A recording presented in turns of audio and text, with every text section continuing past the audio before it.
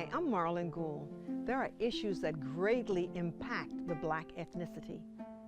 In our series, The Value of Life in the Black Community, we will be interviewing guests as we discuss the problems and the solutions for the Black community.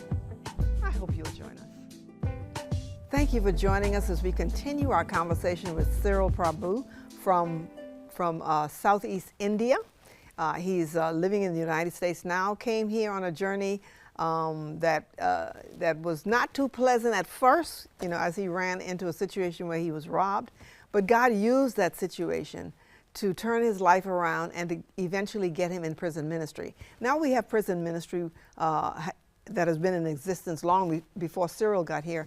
But what was different about the prison ministry that the Lord gave to Cyril is that he was not just targeting the parents that were in jail, but also targeting the children, because what he found out as a result of research was that the prison population was growing at an alarming rate because the children of those incarcerated were ending up in prison. And also we found out, as we were talking the last time, that 75% of the crime in the nation is committed by high school dropouts. And so there had to be a plan to reach these children to get them educated, because that was making a difference. Now, another thing I want to make sure we don't miss is that Cyril would not let go of the Jesus factor. Making sure that these people understand the plan of redemption. So in the prison, the men are introduced to the gospel of Jesus Christ, because that makes a huge difference in how many of them it's going to come back to prison. Cyril, what did you find out? In this 75% of the crimes being committed by high school dropouts, what percentage of those were African American children? Nearly 80%. My God, nearly 80%. Why? Because, Pastor, that, in the African American community, you look at it here in Charlotte. Mm-hmm. When we go to the east side of Charlotte or the west side of Charlotte, mm-hmm. It's less than 20% of the people have education above high school.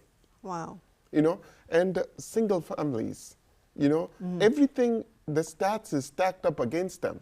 Wow. It just so happened that these stats that are working mm-hmm. happen to be against African American people, And you found out that was because of the marriage rate had gone down significantly. Correct. In the Black community, and so there were so many more fatherless children. Correct. Mm-hmm. And we have been incentivizing fatherlessness in this country. And we talked about that earlier, is that, yes. that the welfare system incentivized fatherlessness. In other words, it was more beneficial for a woman to not be married. Correct. Than to be married, as far as the financial rewards. Correct. Mm-hmm. Correct. So what happened, America used to be number 2 and number 3 in math and science. Mm-hmm. Today we are trailing in 28 and 30 for math and science in the world educational system, mm-hmm. right? So the education has to be brought to the forefront, like what we talked about, Pastor.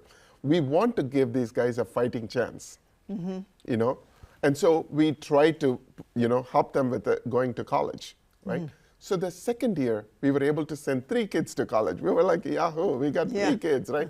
Then 8 kids, then 25 kids. Pastor, as of this morning, we have sent 105 children to college, or technical school, or trade school. Wow. There is a statistics that the University of Columbia says, if we have somebody go to prison one night, mm-hmm. then we take the fear of going into prison. And the cost of taking the fear of going into a prison is about $250,000. Why?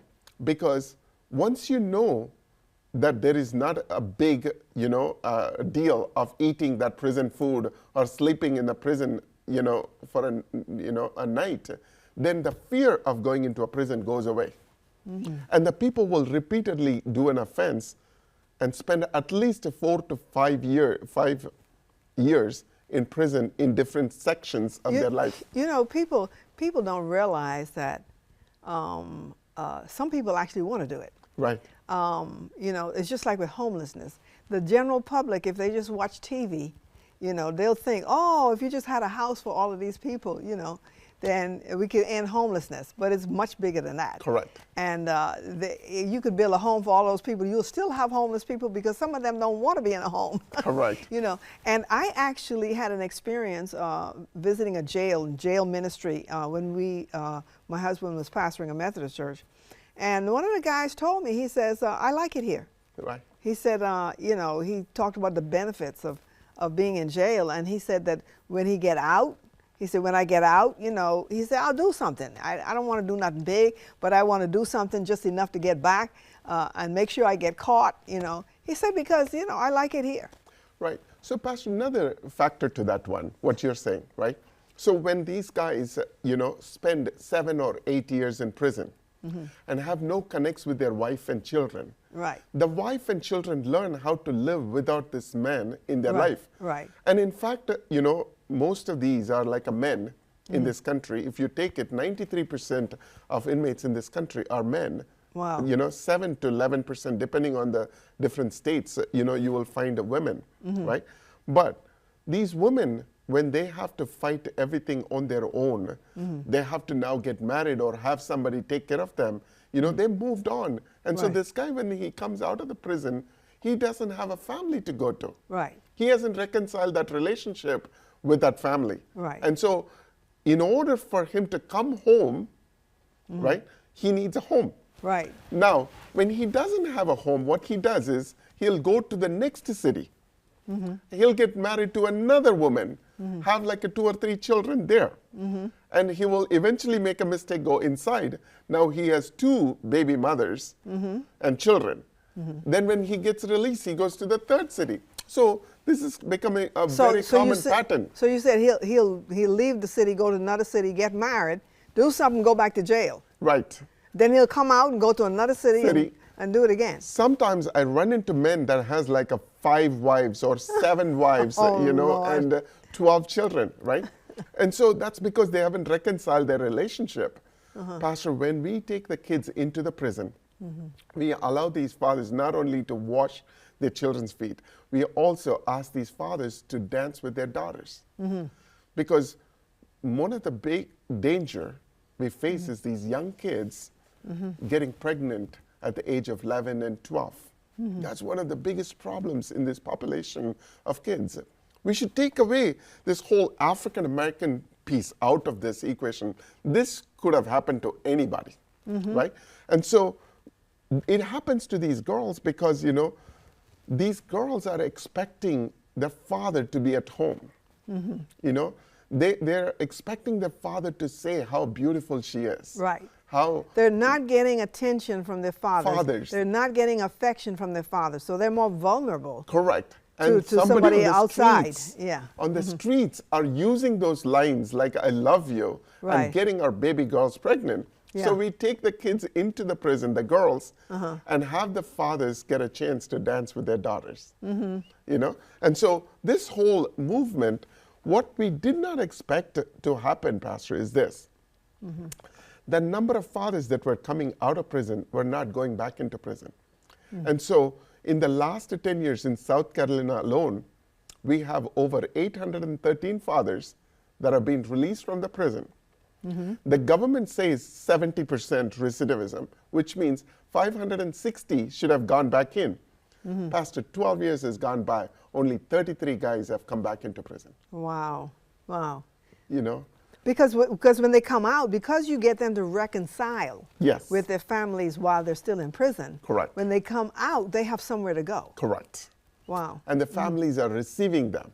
Wow. Right. And their hearts are changed. Correct. You know, that's amazing. You know, and then the second thing, Pastor, is this. As we went about doing this thing, the prisons were getting closed in South Carolina and North Carolina Wow. It's so, in other words, so few people coming back, into prison. and the number of people coming in reduced to the point where the prison was no longer needed. Wow. So in South Carolina, it went down from 26,000 inmates in 2013 to 15,000 inmates in 2022. That's a big difference. Yes. And so the number of prisons went down from 26 prisons to 21 prisons. Wow. People can Google this because this is all public information. Now, I'm not saying that Proverbs 2-6 is the only one is doing all the work. There are so many amazing ministries that are there. They're working with these inmates. Well, we're kicking and screaming and kicking the guts at the bottom, Yeah. and helping these kids to fight as well as the fathers to come home. Now, another thing that has happened here, Pastor, we did not expect, is that the number of guys inside the prison that causes trouble comes down. Wow. Why? Because one of the conditions for them to be part of this program is that they have to be 6 months to a year disciplinary free to be part of this program. Wow. So they cannot throw stuff, they cannot curse people. And in fact, in South Carolina, it is infested with so many gangs. You have little fellows, you have, Cribs, you have Bloods, you have white supremacists, you have black supremacists, you have all kinds of gangs. But here's the thing that I know, Pastor. If you are a guy that is opposite gang and you run into each other, those guys will fight against each other. In fact, in several of these prisons, they have a different chow times, like a lunch times, because they cannot put them together. But by mistake, if you run into one and you're on the floor, somebody's kicking you, and if you say to them, my kid is in Proverbs 2-6, they will all walk away, because they also have their kids in Proverbs 2-6, and they know if this guy gets into trouble, his kid cannot come and see him. Wow. This is a honor system that is being built inside South Carolina right now. Wow. And now we are seeing the changes, infiltrating into different prisons.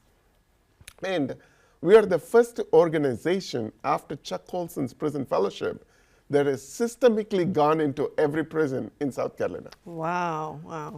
Especially in the maximum security and the medium security prisons. What you're also seeing is that some of the fathers Right. who we assumed didn't care. Right. They were disconnected from their children. We assumed they didn't care. They actually did care. Yes. But they didn't know how. How? They didn't know how to reach out to their children. Correct. How to get the process started. Correct. The reconciliation started, how to reconnect. They didn't know that. Right. And so the program that the Lord gave you is accomplishing this. Absolutely. Another thing that happened, Pastor, is this. When I sign up like 100 kids into this program, only 19 or 20 would qualify to come to see their fathers. Why? Because, the kids have to be on visitation in order for them to come and see their fathers. Many of these children, would never be able to participate because in their birth certificate, they don't have father's name in it. When you don't have a father's name in it, the prison is not able to equate or connect that father to a child. And so these children were not able to come see their fathers. So because we have helped the prison system so much, they are listening to us. And so we went and told them they have to change the policy. So late last year, the state of South Carolina, Department of Corrections, has changed their policy to allow the children to come in even if they are not on visitation. Wow. If they are below the age of 18. If their father's name is not on the birth certificate, they can still come. Yes. Wow.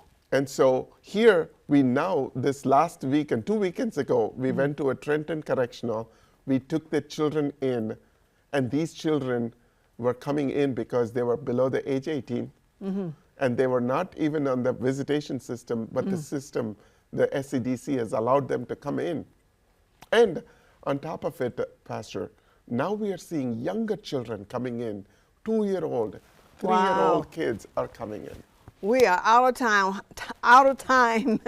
So please join us as we talk to Cyril in our last segment about this wonderful prison ministry that God gave him. Thank you for listening. We hope you'll join us again as we continue to discuss the value of life in the Black community.